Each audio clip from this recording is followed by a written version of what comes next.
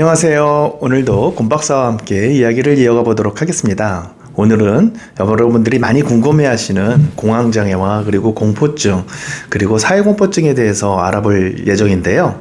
보통 정신과에 오실 때에는 여러 가지 방법을 시도해 보시다가 도저히 안 돼서 이렇게 정신과를 찾아오시게 되죠. 나름대로 견뎌도 보고 또 참아도 보고 그냥 넘어가도 보고 명상이라든지 이완이라든지 인터넷을 찾아보면 약 이외에 할 수 있는 모든 방법들을 시도를 해 보시다가 병원에 오시는 경우가 많은데요. 그러다 보니까 병원에 오셔서는 이 약 먹고 금방 언제쯤 좋아지냐, 금방 괜찮아지냐, 예를 들면 한 달, 두 달 지나서 이제 증상이 없는데 다 나은 거냐, 이런 질문들을 하시는 경우가 굉장히 많습니다. 그건 공황장애뿐만이 아니라 다른 정신과 질환에서도 비슷한 말씀들을 하시는데, 물론 마음은 충분히 이해합니다. 빨리 좋아지고 그런 문제가 내 인생에서 사라져 줬으면 참 좋겠는데, 문제는 정신과적인 증상들은 사실 인생이 만들어낸 문제입니다. 그 사람의 과거 인생들이 누적이 돼서 현재에 만들어진 어떤 그런 버릇 같은 것들이죠. 현재의 나의 모습은 과거 경험의 평균치라고 말할 수 있어요. 좋은 인생 경험들은 좋은 버릇을 만들었을 거고, 나쁜 인생 경험들은 나쁜 버릇을 만들었을 거예요. 그런 버릇들에는 마음 버릇도 있고 몸 버릇도 있습니다. 제가 이 얘기를 굳이 드리는 이유는 공황 증상도 그런 과정을 거쳐서 만들어지게 됩니다. 공황 증상을 처음 겪으셨을 때를 많은 분들이 다 기억하세요. 명확히 기억합니다. 그때 어느 순간에 내가 그렇게 공황 증상을 느꼈었어 라는 거를 명확히 기억하시는데, 문제는 그때 문제가 시작된 게 아니에요. 그거는 마침내 문제가 수면 위로 올라오게 되는 순간들인 거고, 그때의 상황과 어떤 그런 부분들을 인식을 하고 기억을 하고 계시는 거죠. 공황 증상이라는 거는 기본적으로 극심한 불안, 공포, 죽을지도 모른다라는 두려움, 아무한테도 도움받을 수 없다라는 그런 절망감이 신체적인 증상과 같이 생깁니다. 어지러움이라든지 숨이 답답하다든지 이명이라든지 식은땀이라든지 손발에 힘이 빠진다든지. 제가 이거는 그 이전 영상에서 공황 증상과 구별해야 될 다른 여러 가지 과업증후군이라든지 복용암신경 항진 증상이라든지 그런 부분들을 설명드리면서 말씀을 드렸는데요. 사실 대처는 좀 다 세 가지 문제가 좀 다르기는 하죠. 근데 이런 문제들이 생겼을 때 그게 너무 힘들기 때문에 그 문제가 생겼을 때의 상황에 대해서 그걸 이유로 생각하시는 경우가 많아요. 그래서 만약에 그런 상황들, 공황 증상이 도서관에서 생겼으면 도서관을 피하게 되고, 만약에 지하주차장에서 생겼으면 지하주차장을 피하게 되고, 극장에서 생겼으면 극장을 피하게 되고, 엘리베이터 안에서 생겼으면 엘리베이터를 피하게 되고, 자동차 안에서 만약에 예를 들면 기차나 버스나 비행기나 이런 데서 생겼으면 그런 공공 대중교통을 이용하는 것을 피하게 되고, 터널을 지나가다 생겼으면 또 터널 지나가는 걸 피하게 되고, 어떤 분은요 터널을 지나가다 공황 증상을 경험하고 사고가 날 뻔한 좀 그런 경험을 하셔서 아예 터널이 나오지 않은 그런 길로만 가시려다 보니까 새로운 길은 운전을 못 하세요. 왜? 언제 터널이 나올지 모르니까. 그러다 보니까 아는 길만, 터널이 없는 루트로 해서 다니시기만 합니다. 예전에는요, 공황 증상이 심한 사람들 같은 경우에는요, 그 공황 증상이 나타났을 때 그걸 어떻게 할 수가 없기 때문에 병원 근처로 집을 옮겨서 사시는 분들까지 있었어요. 제가 직접 그런 부분들 경험하고 말씀드리는 겁니다. 그만큼 공황 증상은 그냥 굉장히 좀 심한 불안이지 정도가 아니라, 그걸 겪으시는 분한테는 너무나 치명적이고 너무 무섭고 너무 두렵고 이 세상에 나 혼자밖에 없는 것 같고, 심지어는 비현실감도 느껴지고, 이인증이라고 해서 내가 아닌 것 같은 어떤 그런 느낌도 느껴지고, 완전히 현실이 혼란스러워집니다. 그냥 보통 불안이 아니에요. 그렇지만 그런 불안들도 결국은 작은 불안들이 계속 쌓이고 항상 불안과 긴장 속에서 아슬아슬하게 살다가 결국 어느 순간에 마치 소도 마지막 한 짐에 쓰러지고 물도 마지막 한 번에 넘쳐지듯이 마지막 하나의 왈칵하고 증상이 나온 거예요. 그 증상이 나오고 나면 그런 증상이 생기는 그런 장소들을 피하는 공포증도 같이 생기게 됩니다. 그리고 그러한 공포증 때문에 그런 장소를 피하게 되는데, 심지어는 그것이 이렇게 딱 인지가 되어 있으니까 그런 비슷한 장소, 그러한 어떤 기억이나 감정을 떠올릴 수 있는 어떤 유사한 상황에서조차도 공황 증상이 나올 수 있어요. 예를 들자면 어떤 공황 증상이 나타날 때 막 두근두근하고 막 식은땀이 나고 이랬던 사람들은요, 헬스장에서 운동을 할 때 심박수가 올라가고 몸에 땀이 나는 것만으로도 공황 증상이 나타나서 헬스를 못해요. 비슷한, 그건 전혀 다른 상황인데도 헬스장에서 공황 증상이 나타난 적이 없는데 다른 데서 나타났는데 그때의 증상과 비슷한 증상이 몸에 나타나니까 그런 분들은 나중에 헬스도 못합니다. 결국 그렇게 하나 둘씩 피하게 되는 부분들이 생겨요, 사회생활에서. 그래서 이게 시간이 오래되시면은요, 피하는 게 너무 많아져요. 그러면 또 그런 증상들이 어디선가 또 생길 수가 있고, 또 그런 것들을 또 느낄 수 있는 어떤 기억을 돌이킬 수 있는 그런 감정을 불러올 수 있는 어떤 그런 상황들이 언제 벌어질지 모른다라는 그런 불안, 그걸 예기불안이라 그러는데, 그런 불안과 긴장 속에서 더 살게 되고 결국은 언제 그런 또 공포감을 느낄지 모르니까 아예 외출도 삼가고 최소한으로 하고 사회생활 자체를 갖다가 피하게 되는, 극심한 경우에는 아예 외출조차도 하지 않는 그런 사회공포증까지도 생길 수 있게 됩니다. 집에만 있으면 공황증상 안 생길 것 같죠?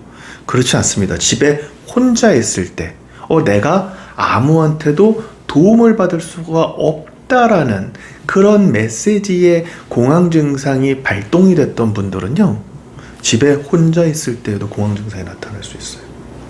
그만큼 괴로운 게 공황장애입니다. 그러면 과연 이런 공황장애는 어떻게 치료를 해야 되냐? 제가 단도직입적으로 말씀을 드리면요, 명상이나 이완 이런 거 항상 소용없습니다. 왜? 우리가 그런 명상과 이완을 하면서 우리 몸을 다시 예전처럼으로 돌리기 위해서 훈련을 시키려면요, 정말 그냥 사회생활 안 하고 그것만 하고 있어야 돼. 인식할 틈 그런 거 없습니다. 그렇기 때문에 약물 치료가 가장 우선적이고 합리적이고 어떻게 보면 가장 효율적인 치료라고 말씀을 드릴 수 있어요. 그렇지만 대부분의 분들이 결국에는 그런 공황 증상들을 한 군데가 아닌 여러 군데서 느끼게 되면서 이런 식으로 되다가는 더 안 좋아지겠다. 그리고 예기 불안 때문에 심한 불안과 긴장 속에서 항상 살다 보면 이 배터리 소모가 엄청나게 많이 되니까 남들하고 비슷한 시간을 생활해도 더 많이 지치고 힘들게 되겠죠. 결국은 그런 부분들 때문에 우울증이 또 같이 생기고 이런 동반되는 정신과적인 질환들이 결국은 힘들어져서 병원을 찾아오시게 되는데요. 사실은 그런 공황 증상이 처음 나타났을 때 바로 오셔서 바로 이렇게 치료를 받게 되시면 사실은 예후는 더 좋습니다. 왜냐하면 내가 무서워하고 겁내는 그런 일들이 더 많이 생기기 전에 올바른 정보를 갖고 치료를 받을 수 있으니까. 그래서 저는요, 그 환자분들 오시면 절대로 왜 공황 증상이 생겼을까, 그 이유를 따지지 말라 그래요. 왜? 마지막에 찰랑찰랑할 때 마지막 한 방울이 결국은 문제를 생기게 한 거기 때문에 이 마지막을 갖다가 자꾸만 원인이라고 생각을 하면 아까 말씀드린 것처럼 내가 피해야 될 것들만 많아져요. 이건 원인이 아닙니다. 실제로는 찰랑찰랑했던 게 원인이에요. 내가 여유가 없었다라는 게 원인입니다. 그러니까 보면은 이제 공황장애 때문에 고생하시고 이런 분들 보면, 특히 연예인들 같은 경우는 은퇴 비슷하게 아예 활동을 쉬어버리죠. 그런 것도 방법입니다만, 문제는 그런다고 해서 본인이 느끼고 있는 이런 불안의 크기가 작아지는 건 아니기 때문에 결국은 내가 그런 아까 말한 대로 사회공포증이 생겨서 사회생활을 안 하게 된다. 그러면 조금 견딜만하다. 그게 문제 해결은 아니거든요. 결국은 내가 일상적인 사회생활, 예전처럼 사회생활을 함에도 불구하고 그런 증상을 경험하지 않도록 본인을 다시 훈련을 시켜야 돼요. 나쁜 마음버릇과 나쁜 몸버릇이 만들어진 게 공황장애라고 생각하시면 돼요. 공포증도 마찬가지고 사회공포증도 마찬가지입니다. 그러면 정신과 치료라는 것은 이미 내 몸에 생긴 그 나쁜 마음버릇과 나쁜 몸버릇을 약을 이용을 해서 수정을 해가는 거예요. 내가 불안하게 살았던 인생 경험들, 긴장 속에 살았던 인생 경험들, 그게 결국은 쌓여서 현재의 공황 증상을 만들었습니다. 그렇다면 과거에 이미 내가 경험한 부분들은 변하지 않겠죠.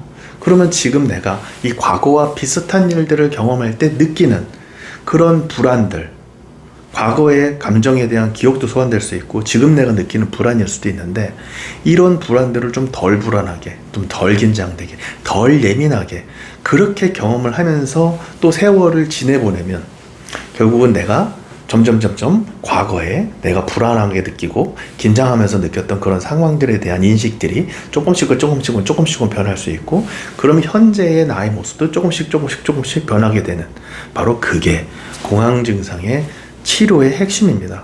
결국은 약물 치료를 하더라도 그만큼의 공을 들여야 된다는 거죠.